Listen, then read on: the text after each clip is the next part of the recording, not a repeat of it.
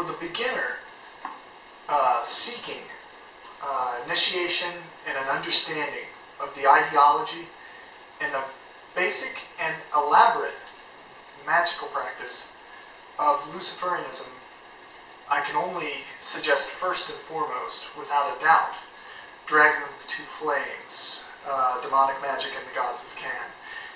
The purpose of this grimoire is it has many levels of purpose, if you will. It begins as a history, etymology, a study of and a reconstruction of the temple cults of the old gods and demons of the ancient Near East, who still have meaning for all of us today, and a reconstruction of their rites based on temple records. It has a study of language and how words actually composed part of the essence and contain part of the essence of the demon or god, deific mask. How a practitioner of magic in those days, in those times, Bronze and Iron Age, ancient Near East, could work intensely with the workings of sorcery and demonic magic for lust, destruction, building and expanding your predatory nature, your shadow, the essence of darkness, understanding all of the dark and deep drives within us, but also as a representation of political and social, cultural kind of timelines, if you will, from that period. The gods, the deific mask, are not presented in Dragon of the Two Flames as political because there's no purpose. What they are is they're represented from nature, the meaning of the name, how they were venerated and utilized in various cultures, and how different cultures adopted similar gods, such as Nergal, such as Chemosh, Repesh, and Horon, and how they were used in different cultures. So you can start to connect the deific mask and the demons with a view of the modern Luciferian ideological viewpoint, the paradigm that we ingrained without a Christian concept, and then moving it to the next step in our personal initiation and evolution. We can use any deific mask and pantheon we want to because we're liberated and not within a cultural structure of that time period. That's the wealth that we have, the opportunity. Then, the exploration of darkness as the underworld, as a place of power, primordial power, how death is transformation, how it's very beneficial to the one brave enough to fully encircle himself in darkness, within and out, the beast within and in nature, and how we seek a balance with that. Then the torch of Ashtar, Chemosh, or Lucifer, Anat, Astarte, rises up, shapes and controls our primal desires, and directs them in a way that is beneficial for us and our lives. Not restraint, not restriction, but balance, control, discipline. Then, the freedom from guilt of the Christian slave mentality. The freedom to understand that darkness is what all is made from, composed of. We crawled from the ocean, much like the stories of Tiamat. We, through evolution, crawled as beasts, reptiles, strange life forms, and became, over time, through evolution, just as Tiamat wished. We still have that primal darkness within us, so we must venerate it and love it, because it will allow us to be better individuals with honor, who can be trusted. Then, freedom from Christian guilt. You don't have to love everyone on the earth. You don't have to try. You love those who are deemed worthy, family, friends, whoever. Your enemies, you exult when they're destroyed. You use your mind to outmaneuver them, and then you rejoice on it. You never feel guilt for that. That is Luciferianism. And then, later parts in the grimoire goes into 1st century after Christianity, demonology, and the formation of Lucifer and Satan, the merging of the adversarial current. And utilizing demonic magic, satanic magic, if you will, adversarial magic, without the Christian paradigm of good and evil, will change your perception today and will allow you to go from the old pantheons to the demonic, anti-Christian ones, representing strength, lust, cunning, victory, and that which is within. Vampirism, astral projection, dream projection, all of these are basically unlocked in Dragon of the Two Flames and Mask of Whole. And the current of the sorceress aspects of necromancy, and how it is a venerated cult honoring those who have done great things before you. In a way, you're also offering to yourself. Invoking spirits, all of these things are part of what I would call the witch's triangle. And the last is to keep silent. So, in a subjective sense, you never tell another about, I invoked this demon and it encircled me and I felt a charge rise through my body. Telling someone that sounds like a Christian explaining why Jesus and the Holy Spirit is real. It is subjective and doesn't mean a damn thing. So be cautious. Keep silent of your nocturnal, night-side, subjective experiences. Keep them in your grimoire and your writings in a poetic sense. But don't push them on people like they have any meaning to them. Show the power of Luciferian ideology and the spirit in your success. Not in trying to prove someone that this energy is real or that's real. You do it silently, and you do it by achieving victory with that specific power. Darkness has such a beautiful opportunity in that you will raise that torch of illumination through you. The black flame and the serpent Leviathan, the god Leviathan, Yam, is our very foundation. We emerged from the abyssic sea. We enter the underworld of darkness, and we rise to the heights of the empyrean clouds as our daemons become deified, concrete, crystallized in our mind. That is the essence of Dragon of the Two Flames, and why I urge anyone picking up this book to really read it for what it is. Thank you. Dragon of the Two Flames is not just a grimoire of deific mask, demons, and an ideology, but there's a specific focus towards returning and enhancing the ancient goddess figure of the temple cults of the ancient Near East. What do I mean by that? So in the left-hand path and Luciferianism, Satanism, there's not a lot of emphasis on the goddess, the dark goddess, apart from Hecate, or Hecate, Lilith. I've really made an effort over the years to presenting the dark goddess in her balanced aspect.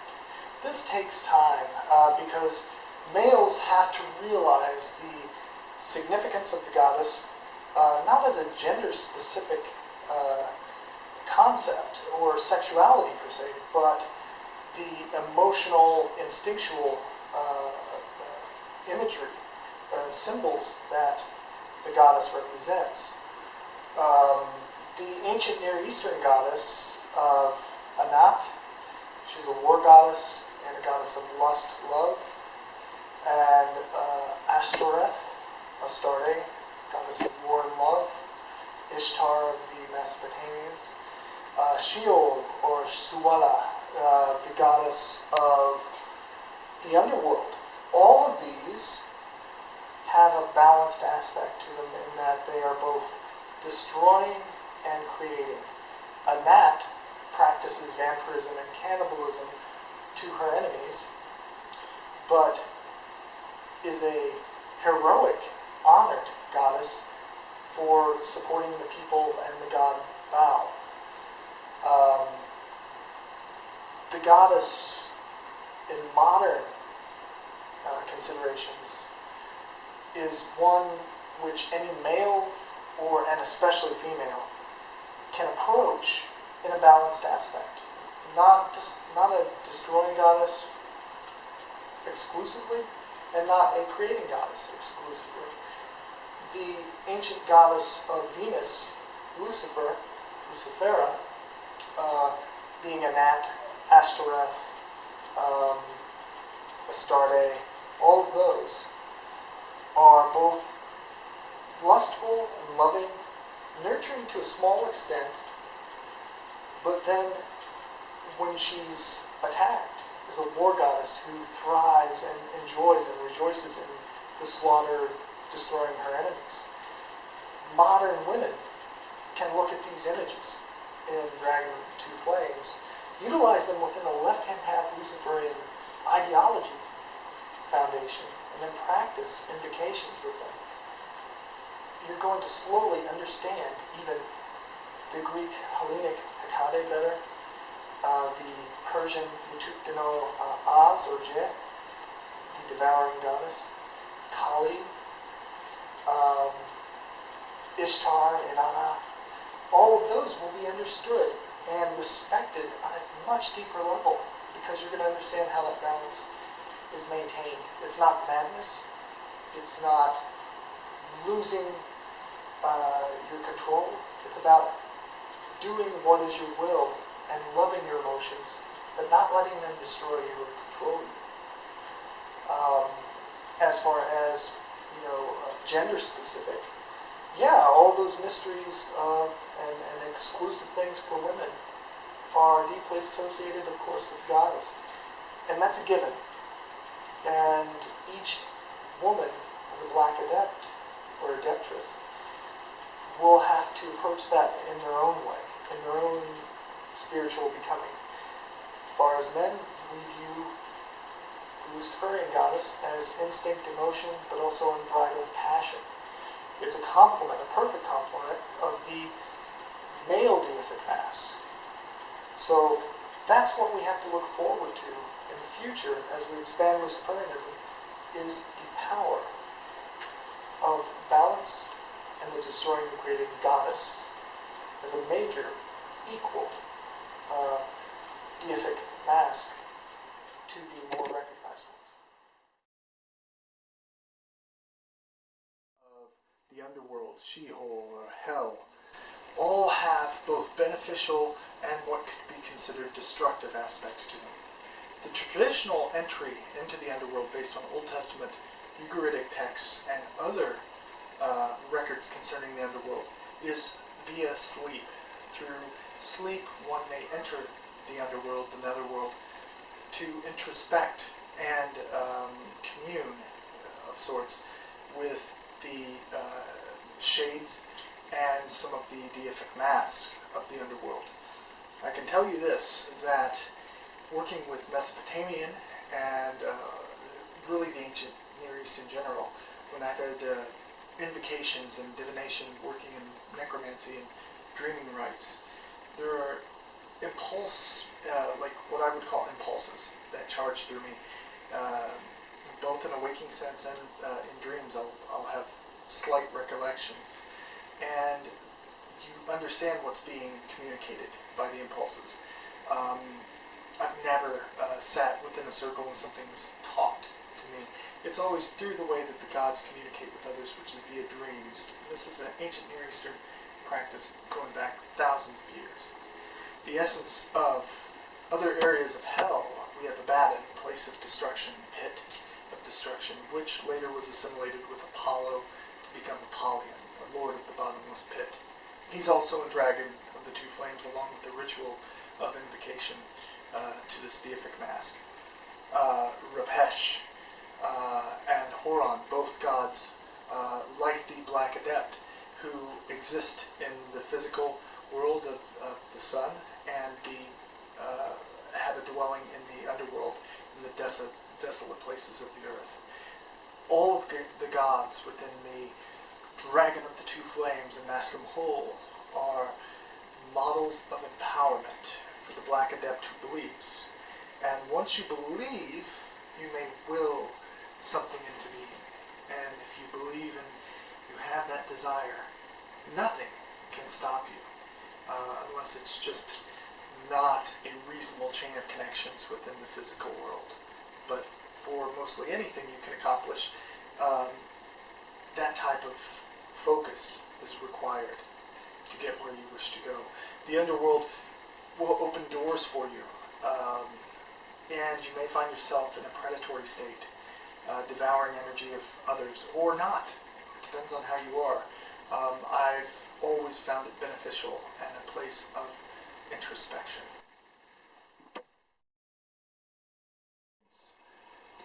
Specifically in the incantations section, we're going to look at really the essence of darkness in terms of ritualistic practice. And we're going to look at the different manifestations of the deific masks. If you turn to part 6, the rituals of Mot, death, and demonology, and this is really focused towards the demonology of the Bronze and Iron Age. 1st century and onward, with the Christian influx of demonology is explored later on in the grimoire. You'll find that the gods of death, of demonic manifestations of the underworld, are really balanced in that they both destroy and create, much like living people, and they're personified as anthropomorphic or manifestations of various types of deific power. The rituals are really centered around offerings and invoking that which is within and outside of the self. So what I'm going to speak of now is not literal, based in the reason of this world, but it's really around the shadow side, the dreaming side, and the nocturnal essence of Luciferianism. Now, as you go into the final chapters of Dragon of the Two Flames, you see the composite, and where all the texts lead you, the composite manifestation and illustration of Lucifer. Lucifer bearing the wings of the Christian fallen angel, but yet he's the bringer of light from the torch within, the Promethean flame, if you will. And that really is the succession of the Black Flame, Malamu, all those things from Babylonian magic and Canaanite pantheons, really remanifest as a composite figure of Satan and Lucifer. This is very useful, especially for those getting out of Christianity, seeking to understand the balance, to get past the monotheistic duality that you have in good versus evil. Another excellent way of overcoming those aspects is to work with my Yutut Dino and the Gates of Dozak and the text found in Liber HVHI and Bible of the Adversary, Luciferian Witchcraft. I have forthcoming works on Araman and the Yutut Dino in due course. But there you really go beyond light and you work with the pure essence of Therionic or beast-like darkness, that which is within. You'll find incantations to Beelzebub transformed into the Lord of Flies, Mot, the god of death, Suwala, or Sheol, the goddess of the underworld. She's utilized in curses but also blessings. Hymns to Rapesh of the arrow, a plague god. Incantation of Horon, lord of demons. You will know him in the times of Elizabeth I as John Dee's Choronzon. Horam, the god of darkness, caves in the powers of chaos. These type of invocations can shatter and fragment your psyche if you are not willful and strong towards the essence of the black flame. And there's a process in the grimoires that lead up to working in those areas. Horanu, the Lord of the Desert.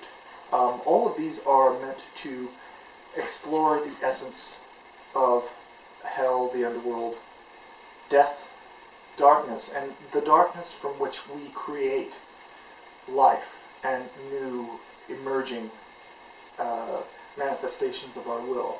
So darkness is our original begetter. Darkness is what we've crawled from. Darkness is what we return. The light that Christians talk about is a temporary light bulb about to burn out. It's not the light within. The light within is that torch, that divine essence, which you invigorate and build through Luciferian magic and becoming one with your daemon. We also have the necromantic rituals. Now, the necromancy aspects are beginning with offerings to the dead, but they lead on into dreaming workings, invocations, divination workings. That is really one of the key aspects. Also, as a fertility rite, we've recreated the rites of Baal of Pure, or Belphegor, who is revealed as Chemosh, or Chemosh of the dust and darkness. The sacrifice to the shades, or the Rephaim, are essentially the prototype for the Nephilim, being the giant's union of earth and the heavens, and that is really mirrored as the modern Luciferian in a very literal way. You may use Mascom Babylonian magic with the foundations of darkness, because both pantheons of the Canaanites and the Mesopotamians are crossed through parallel avenues of temple cult expansions throughout the Bronze and Iron Age. The rituals of, for instance, Siptu Dingur Aqualo is the incantation of Labardu, the embodiment of darkness. Spells for strengthening of the will are very simple but very intense, as you're with Mascom invoking the vampiric demoness, who is also a major goddess, sister of Ishtar and the seven evil gods. Invoking in this type of cultus demands that you're accountable for your actions and towards what you wish to build. Embracing the primordial, therionic chaos and darkness and shaping it to your own will is one of the most rewarding and exciting experiences within this life, because you are turning out the light from within and you're making it your way. So you don't have guilt towards enemies, towards those against you. And let me just say, as a Luciferian, I always seek to lead by example in the way of I don't get involved in too many petty bickerings and what I call shit throwing from other, if I would even call them rivals. And the reason for that is because I'm not going to waste as much energy on them. Rather, I just absorb, and I have many rites aimed at absorbing and deflecting those types, devouring their energy in turn, and focusing on my work at hand. That's what Luciferians should do. Don't get caught up in doing petty spells because somebody lost their girlfriend or boyfriend. Rather, focus towards your future and towards what you want to create. If you can't get laid by natural means, magic is only going to fuck your self-esteem. And I have to say it that literally, because so many people get caught up in the black magic workings. You're wasting energy doing that.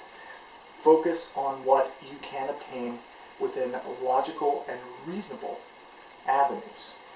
The Luciferian says, I understand that I have limitations, but I will do my best to recreate and embody the manifestations of the adversary in order to overcome those limitations to my best possible extent. Your daemon plays a key role in that.